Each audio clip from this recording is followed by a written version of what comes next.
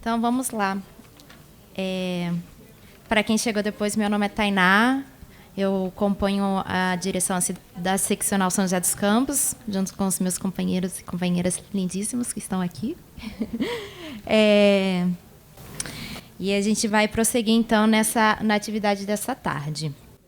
A gente vai dar início com a mesa de abertura do Seminário Estadual da COF, que tem como objetivo a formação permanente da Comissão de Orientação e Fiscalização das 12 sub-COFs e o setor de fiscalização profissional, a categoria de assistentes sociais e a sociedade em geral, com o tema, discutindo o tema, a atuação da assistente social frente ao processo de destruição da Seguridade Social. Nesse momento, então, eu vou convidar para compor a mesa de abertura Fernanda Araújo, representando a Inesco. A Fernanda é estudante de Serviço Social da Univap, Universidade do Vale do Paraíba, fundadora e agente cultural no Espaço Culturas Morro, militante cultural, conselheira de cultura em Jacareí, no segmento Cultura Popular. Além da Fernanda, eu convido também a professora Elisa Brizola, representando a ABES. Elisa Brizola, professora doutora, ela é professora do curso de Serviço Social da Unital e do mestrado em Desenvolvimento Humano da Unital. Também é coordenadora do projeto SUAS, da Unital. Está na comissão de apoio da ABES. Eu convido agora o Biratã Dias. O Biratã, ele compõe a direção estadual do CREA São Paulo, está representando, ele é um dos diretores da COF, que é a Comissão de Orientação e Fiscalização. E também o Diego Mori. Diego Mori é o nosso companheiro da direção da seccional e ele está representando a SubCof, São José dos Campos. Rapidinho, eu gostaria de estar passando para vocês as nossas próximas atividades da seccional São José dos Campos. Nós temos algumas já com datas agendadas e outras com datas a serem confirmadas. Essas atividades elas estão relacionadas aos nossos núcleos, como o CRES. Nós temos uma agendada lá no Vale Histórico, no dia 8 de novembro, que a gente vai estar discutindo a educação. No dia... Não tem dia ainda, mas teremos em novembro também a reunião do núcleo lá no Litoral Norte, cidade e data a definir, onde a discussão será sobre sigilo profissional. Em São José dos Campos, no dia 15 de dezembro, nós teremos um debate sobre os SUAS na conjuntura atual. E além dessas atividades do núcleo, a gente convida também todos os presentes, todas e todos os presentes, para estarem participando da Assembleia da categoria lá no dia 21 de outubro, este mês agora, em São Paulo. Passo então para a mesa de abertura. Antes de passar, eu lembrei que nessa pastinha, como eu tinha dito anteriormente, tem um termo que precisa ser assinado por todas e todos. Tem também a avaliação do evento e ao final do encontro a gente vai estar fornecendo a declaração de participação, mas essa declaração ela só será fornecida e entregue mediante a entrega de vocês do termo e da avaliação. Certinho? Beleza? Vamos começar.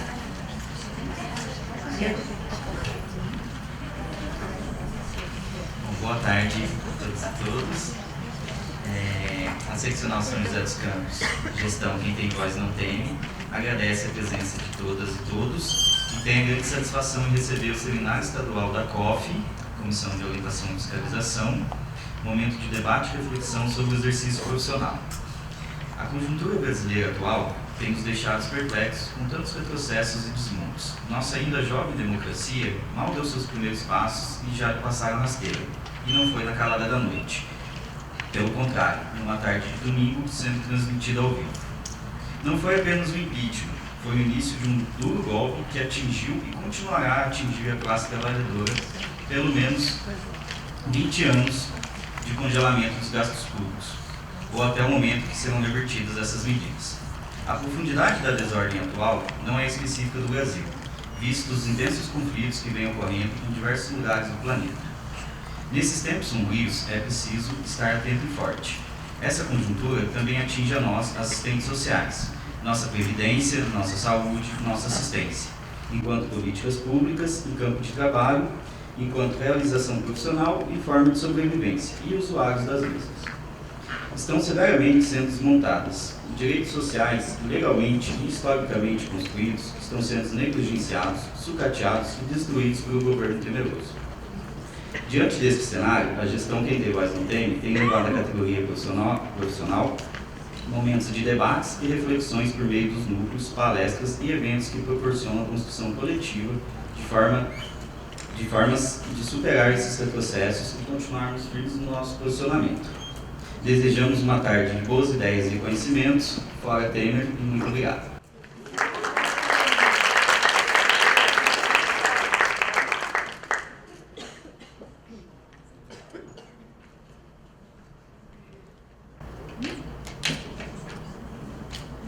Boa tarde a todos e a todas. Como já me apresentaram, eu sou Fernanda, estudante da Univac de Serviço Social. Eu entrei para a Enesso em julho, participei do ERES e foi a partir daquele encontro que eu saí como secretária de escola. Como foi falado também, sou militante da cultura em Jacareí desde 2013 e hoje, né, eu estou nova ainda na militância aqui da Serviço Social, mas gosto bastante. Eu acredito que através das lutas que a gente vai conseguir mudar.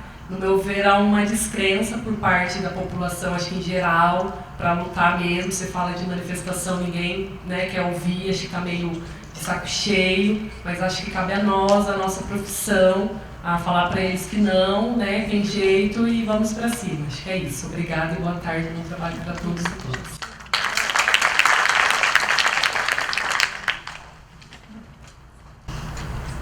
Boa tarde a todas e todos. Em nome da Associação Brasileira de Ensino e Pesquisa em Serviço Social, eu saúdo, né, esse evento, que é o Seminário Estadual da COF, considerando a importância desse encontro, sobretudo nesse momento, né, nessa conjuntura que nós estamos atravessando. Não é? A Associação Brasileira de Ensino e Pesquisa em Serviço Social, juntamente com o conjunto Cefes-Cres e com a Enesso, né, vem desenvolvendo uma agenda de debates, de reflexões, de discussões, no sentido de construir estratégias de enfrentamento para essa conjuntura de desmonte de direitos, de sucateamento, né, para essa vergonha nacional que nós estamos assistindo realmente, não é? Então, para isso, a agenda da BEPS tem a oficina nacional, que vai acontecer no Rio de Janeiro. No Rio de Janeiro? Não nessa. Que vai acontecer no Rio de Janeiro, na UF. A oficina estadual. A estadual, na PUC São Paulo, eu estou falando da nacional. A nacional no Rio de Janeiro, na UF. E hoje, exatamente hoje, nós estamos tendo a oficina regional lá em São Paulo, né, na PUC, e a agenda, né, a pauta de discussões é sobre os desafios da construção de um projeto classista de educação frente ao ataque aos direitos e desdobramentos para o serviço social. Então, na verdade, também a formação, não só o exercício, mas a formação também está sofrendo esses impactos, né, com esses desmontes. Então, é um momento importante que eu considero que nós temos que nos unir e refletir juntos e construir esses caminhos. Então, eu desejo a todos e todas um ótimo evento e que realmente nós possamos sair daqui fortalecidos para a luta que está aí, né? Muito obrigada.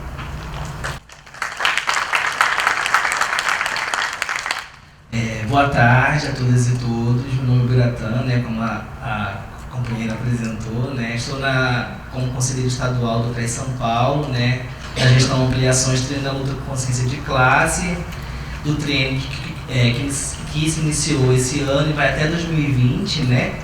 Primeiramente, eu gostaria de saudar, né, a seccional de São José dos Campos, na figura do Diego Mori aqui, pela presteza e organização, né, desse evento, tamanha importância. Saudamos também a BEPS, na representação da Elisa Pisola, que é presente, parceira de tantas lutas, né? Saudamos também a Enesso, representada aqui na figura da Fernanda Araújo, que também vem sendo uma grande parceira nas lutas e reflexões no âmbito da categoria. Por fim, saudamos a todas e todos, aqui presentes, pessoas aguerridas que se predispuseram a debater nessa tarde, um tema que tem nos flexionado constantemente a refletir sobre esses impactos da destruição da Seguridade Social, né, a partir do tripé saúde, assistência e previdência social. Base é essa, né, para a gente problematizar a natureza da destruição da Seguridade nesses tempos tão perversos. Eu convido a todas e todos também, deixa eu pegar aqui, a ler a nossa revista Emancipa, número 1, não sei se é de conhecimento de todos, que lá em São Paulo, da gestão, né, passada, inaugurou essa revista, onde tem um artigo aqui muito especial na edição 1 da professora Tânia Diniz, atual conselheira do Cefes, que nos brinda com uma reflexão, né, precisa, né, sobre as políticas sociais em tempos de crise do capital, né, cenários que desafiam o trabalho profissional. Na segunda edição da revista, que não está aqui, mas vocês podem adquirir na seccional, foi uma edição toda voltada também para a Seguridade Social, então é legal a gente se apropriar, né, do que a gente tem produzido aí no âmbito do próprio conjunto, né. Sendo assim, em Direitos da Classe Trabalhadora Não Se Mexe, desejamos a todas e todos um bom evento e reafirmamos a palavra de ordem da BEPS. Afinal, quem é de luta, resiste. Que trilhamos todos a luta com consciência de classe. Muito obrigado.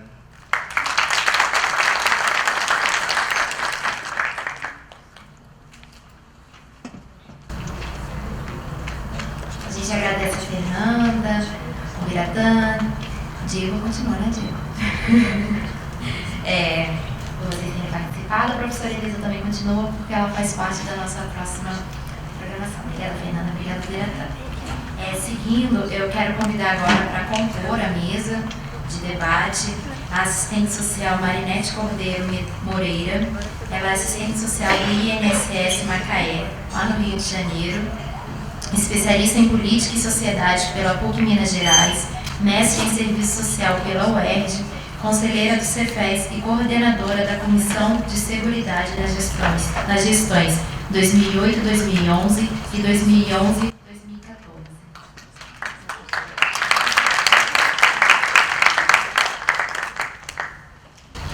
Também quero convidar a assistente social Maria de Jesus de Assis Ribeiro. Ela é trabalhadora da saúde na Prefeitura de Guarulhos, atualmente atuando com educação permanente em saúde, é mestre em serviço social e membro do NUCRES Guarulhos.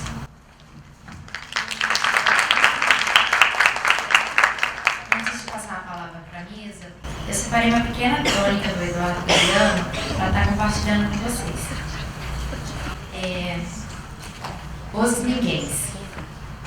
As pulgas sonham com comprar um cão, e os ninguéms com deixar a pobreza, que em algum dia mágico a sorte chova de repente, que chova a boa sorte a cântaros. Mas a boa sorte não chove ontem, nem hoje, nem amanhã, nem nunca, nem uma chuvinha cai do céu da boa sorte, por mais que os ninguéms a chamem, e mesmo que a mão esquerda cocem ou se levantem com o pé direito, ou comecem o ano mudando de vassoura. Os ninguéms, os filhos de ninguéms, os donos de nada. Os ninguéms, os nenhuns, correndo soltos, morrendo a vida, fudidos e mal pagos, que não são, embora sejam, que não falam idiomas, falam dialetos, que não praticam religiões, praticam superstições, que não fazem arte, fazem artesanato, que não são seres humanos, são recursos humanos, que não têm cultura e sim folclore, que não tem cara, tem braços, que não tem nome, tem número, que não aparecem na história universal, aparecem nas páginas policiais da imprensa local, os ninguéms, que custam menos do que a bala que os mata. Eu trouxe essa crônica para a gente iniciar a reflexão e discutir um pouco mais na mesa e nessa tarde. Agora eu passo para o Diego.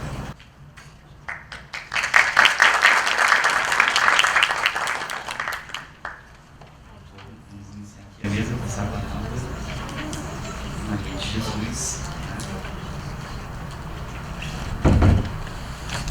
Não sei se o Bira conseguiu colocar aí o slide, né? Ele está lá dentro. Acho que vou ficar em pé Acho que fica melhor de ver vocês também.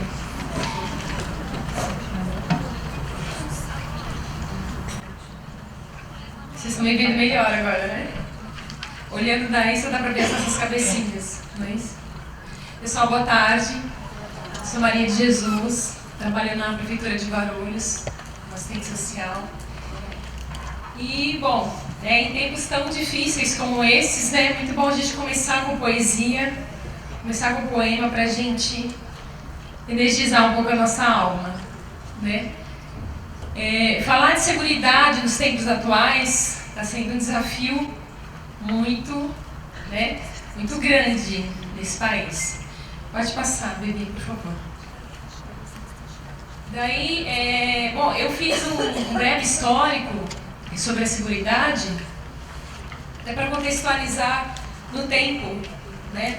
Porque quando a gente fala de seguridade, a gente pensa saúde, previdência e assistência como, né, políticas recentes ou como políticas que, né, apareceram assim dentro de um espaço não muito contextualizado, né, no nosso cotidiano. Então, acho que para sempre reforçar que a Seguridade Social, ela nasce da contradição social e da luta de classes entre capital e trabalho. Então, nenhuma dessas políticas, e quando a gente fala também de Seguridade Social, a gente não, né, dentro de um contexto mais amplo, a gente não está falando só de saúde, assistência e previdência. A gente está falando de educação, de trabalho, a gente está falando de conjunto de todas as políticas sociais, né, que historicamente foram conquistadas pelos trabalhadores a partir das lutas sociais. Essas reivindicações dos trabalhadores por melhores condições de vida e de trabalho face ao intenso processo de exploração da força de trabalho, sobretudo quando começa o trabalho assalariado no Brasil com a Revolução Industrial, né, início do século XX. A organização dos trabalhadores e das trabalhadoras por categorias profissionais. Então, né, acho que grande parte de nós aqui já conhecemos essa história. Né, os operários estivadores, marítimos, tecelões, né, enfim, todos que lutaram para que houvesse, né, ao longo da história, que fosse construído um sistema de proteção social para os trabalhadores, para as suas famílias, né, e para as pessoas que viviam na cidade de um modo geral. E a Seguridade Social é conquistada a partir da luta desses trabalhadores e trabalhadoras por obter algumas seguranças e proteções sociais. Pela questão dos acidentes, pela questão da invalidez, né, morte ou invalidez, a questão da saúde, alimentação, creche aos filhos dos operários. Então, assim, até a luta desses trabalhadores acontecerem, nenhum desses direitos estavam garantidos no Brasil. E aí, isso configura, no entanto, como direito contributivo naquele período. Né? Então, a Seguridade Social ela nasce como direito contributivo a partir da luta dos trabalhadores. E aí vem a CLT nos anos 40, representando uma grande conquista para esses trabalhadores. Né? Não foi, né, como, né, a história muitas vezes quer passar para a gente, não foi Getúlio Vargas, né, que foi super pai dos pobres, né, que traz a CLT de uma maneira, né, dada e, né, um direito. Não foi por isso. Foi em função dessa luta que a CLT então é conquistada e os trabalhadores conseguem, né, garantir alguns direitos para a questão do trabalho. E aí, em 1950, na década de 50, o Ministério da Saúde é criado com a tarefa de reduzir a mortalidade infantil, redução de alguns agravos da saúde para garantir a necessária mão de obra para o desenvolvimentismo no Brasil.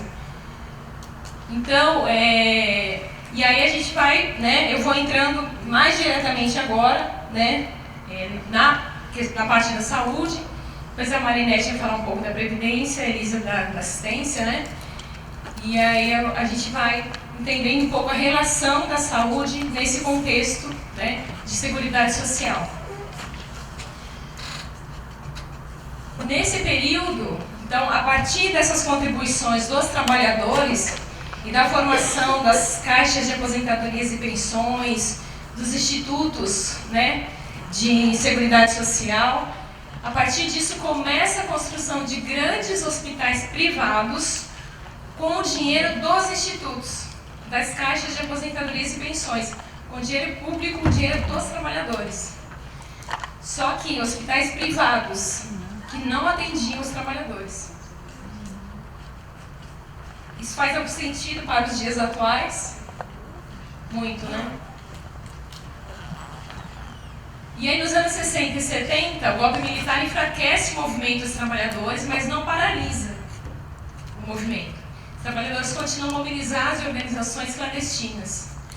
A criação do INAMPS, em 74, inicia-se a partir do processo de reorganização de uma rede de serviços, uma tentativa inicial de organizar uma rede de serviços de atenção à saúde. E aí, ao INAMPS cabia atenção básica e algumas especialidades, e a alta complexidade continuava, né, na mão dos hospitais privados. Então, a correlação de forças naquele período manteve a alta complexidade, né, os procedimentos mais caros, os tratamentos mais caros na mão dos hospitais privados. Pode passar. No final dos anos 70, o movimento pela reforma sanitária, impulsionado por sanitaristas, trabalhadores e, sobretudo, pelo movimento popular. E aqui em São Paulo, a gente tem o valoroso movimento da Zona Leste de São Paulo, que eu tive, né, o prazer de conhecer e de conhecer um pouco da história, né, desse movimento a partir dos meus estudos. Inicia um forte movimento em defesa da saúde pública, gratuita e de qualidade para todos. Isso no final da década de 70, ainda em pleno regime militar. Nos anos 80, esse movimento é fortalecido pelo movimento em prol da redemocratização do Estado, né, no Brasil, contra a ditadura militar, e pelo movimento da reforma psiquiátrica, contra os manicômios e hospícios e a favor de um tratamento em liberdade. Então, essa historinha, né, todas nós também conhecemos. A 8ª Conferência Nacional de Saúde de 86, ela representa um marco na luta e conquista dos trabalhadores em defesa da saúde pública. Parece que é uma coisa que está lá atrás, né, que hoje não faz muito sentido falar mais dessa 8ª Conferência, mas foi na 8ª Conferência, que foi em 1986, que o SUS foi conquistado pelos movimentos sociais e foi garantida a criação do SUS, né, e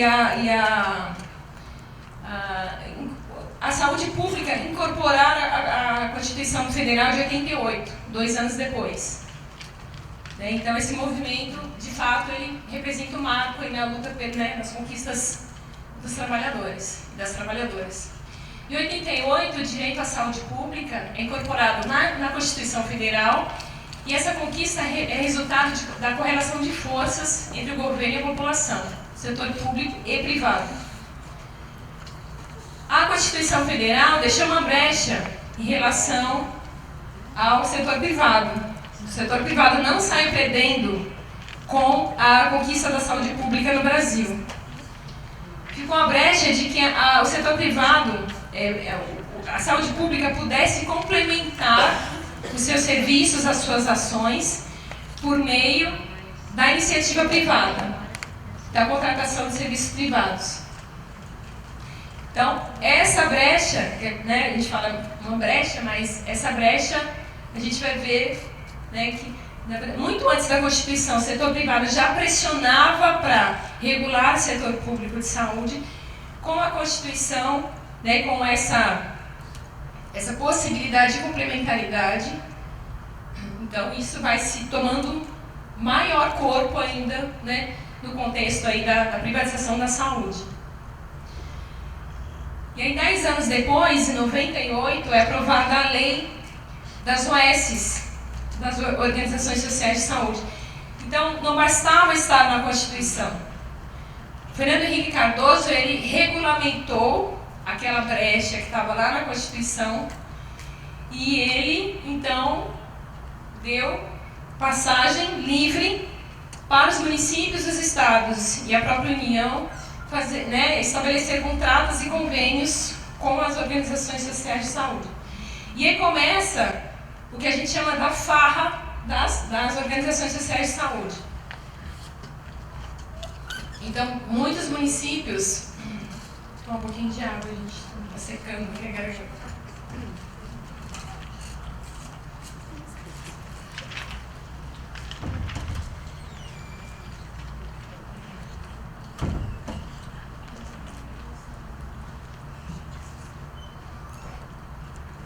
Então, grandes municípios, como São Paulo, cidade de São Paulo, grandes capitais. São Paulo hoje, a cidade de São Paulo, praticamente 90% da saúde pública está na mão das OS. Então, quer dizer que muito pouco tempo, então 98, aí, 20 anos, 19 anos, muito pouco tempo esses contratos e convênios iniciaram. E não porque não havia condições técnicas e estruturais para a gestão pública gerir a saúde pública. Não por isso. Porque em cima disso tem muitos interesses. Então a disputa econômica pela saúde pública no Brasil é muito grande. Então, grande parte dessas organizações sociais de saúde estão nas mãos de grandes políticos, grandes empresários, de empresas médicas. Então, não é só pela falta de capacidade de gestão dos municípios que se possa justificar a contratação das OS. Uma disputa econômica é muito grande. Nos anos 2000, trazendo já para os governos Lula e Dilma, configuram-se como emblemáticos esses governos do ponto de vista da gestão pública. Ao mesmo tempo que representou o período de maior investimento orçamentário no SUS, isso todos os municípios houve um aporte financeiro muito maior nesse período, Lula e Dilma, para os municípios, voltado para a saúde. Ao mesmo tempo que isso aconteceu, também ocorreu o período de maior ampliação das parcerias público-privadas em todas as esferas de governo. Então, percebem? Então, foi o período que teve mais recursos para o SUS e também o maior número de convênios e contratos com esses. A disputa econômica é essa. A disputa é por dinheiro, e por poder. Mais contraditório ainda foi o período que houve maior fortalecimento do controle social, com a criação de conselhos de saúde na maioria dos municípios brasileiros, realização de conferências e participação popular na construção do SUS. Aí acho que cabe uma reflexão. Maior período de mobilização, de participação popular, de controle social, os conselhos organizados, praticamente todos os municípios implantaram seus conselhos. Os conselhos organizados na maioria dos municípios, passou muito facilmente, passou os contratos e convênios com as organizações sociais. Claro que houve resistência, depois a gente vai falar dessa resistência. Mas foi o período que mais houve incentivo, a firmação mesmo desses contratos e convênios. E aí, para dificultar um pouco mais a nossa análise, foi o período de maior expansão de serviços de atenção básica, média e alta complexidade. E aí a gente consegue perceber isso nos nossos municípios, Foi um período onde houve maior implantação de unidades básicas de saúde, um período que houve maior implantação de CAPS, né? O Serviço de Saúde Mental. Hospitais foram construídos nesse período, média e alta complexidade, especialidades, expansão do programa Saúde da Família, né, nos municípios de modo geral, muitos deles na mão de organizações sociais de saúde, geridos por organizações sociais de saúde.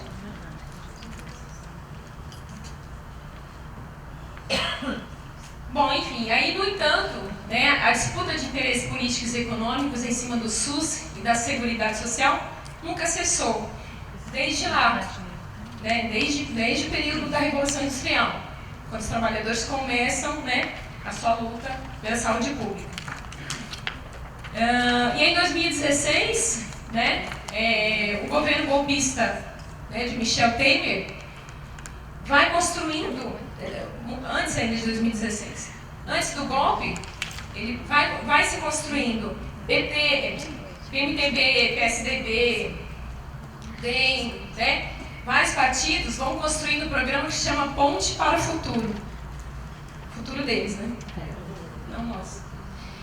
E aí, essa ponte que levava para o abismo e leva para o abismo as parcas conquistas de direitos sociais da classe trabalhadora.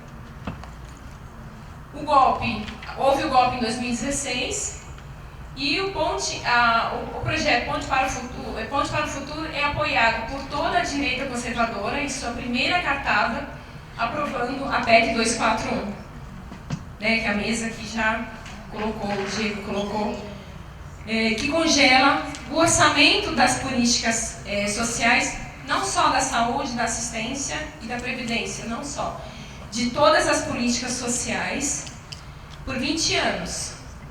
Isso quer dizer que daqui a 20 anos o orçamento é o mesmo. Daqui a 20 anos a população já aumentou.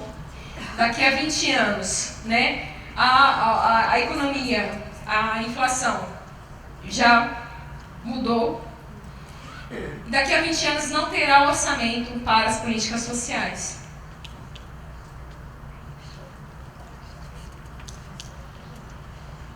Bom, e aí, a primeira grande cartada foi a aprovação da PEC, né? Apesar de muita resistência, os movimentos sociais terem ido para a rua e tal, o Congresso inteiro, né, já tinha sido comprado, já estava, a direita conservadora já estava toda arquitetada para a aprovação da PEC. E aí, ainda em 2016, é aprovado o pacote de ajuste fiscal em nome do refinanciamento das dívidas dos municípios e do Distrito Federal, impõe uma série de medidas que retiram direitos, como a supressão de concursos públicos e a possibilidade de demissão dos concursados dentro do período probatório. E agora, ontem ou anteontem, uma deputada de Sergipe, né, Maria do Carmo, acho que Alves, do DEM, ela conseguiu passar, numa das comissões, conseguiu passar a lei que acaba com a estabilidade dos servidores públicos concursados, né, que já vinha a partir dessa lei complementar, que depois virou projeto de lei 257/2016. E a lei da terceirização, aprovada no início desse ano, né, também abrindo campo para que os municípios e os estados não só firmem convênios e contratos com as organizações sociais, mas que também terceirizem serviços antes considerados essenciais, né, antes considerados de não serviços de complementaridade, mas serviços essenciais. Em Guarulhos, eu moro e trabalho em Guarulhos ontem a gente estava na Câmara, até o Bina me ligou ontem, tá? A gente estava lá no AUE, na Câmara, porque Guarulhos está... o prefeito de Guarulhos apresentou um projeto de lei, né, para privatizar bens, serviços, áreas públicas, privatizar mesmo. Seguindo muito na linha do prefeito Dória, né?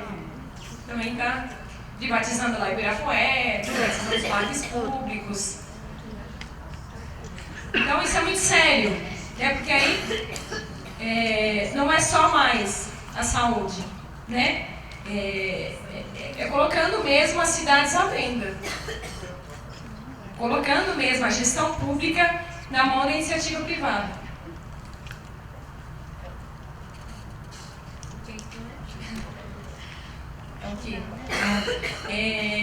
A reforma da Previdência, né, que está aí, né, nesse processo aí de debate, mas que a gente, eu particularmente acho muito temeroso, né, acho muito difícil que essa reforma não passe, considerando todos os outros, né, a reforma trabalhista que passou, né, já passou, agora em 2017, e eu acho muito temeroso e receio que a PEC, né, da reforma da Previdência, do ponto de vista do Congresso Nacional, tem todo já uma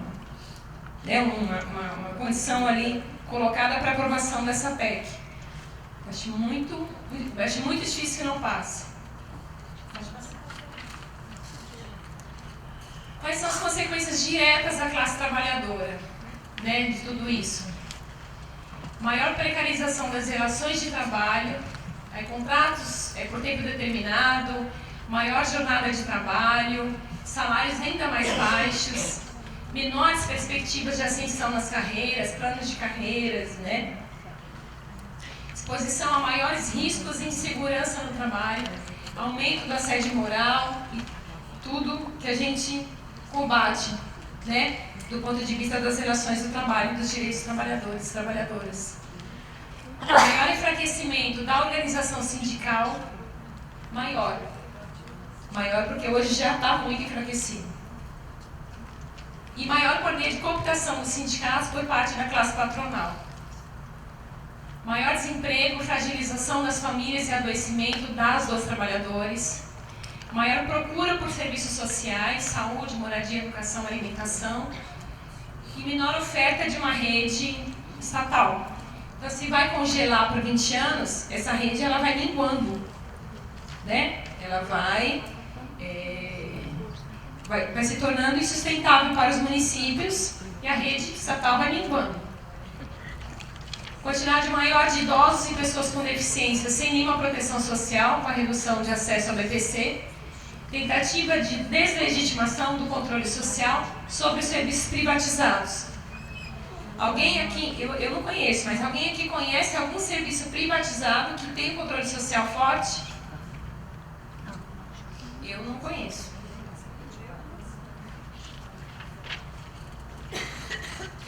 Impactos, né, dessa situação, desse cenário todo, para o trabalho profissional do assistente social.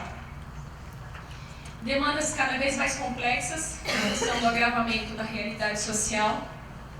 Maior escassez de uma rede de serviços públicos estatais como resposta às necessidades da população,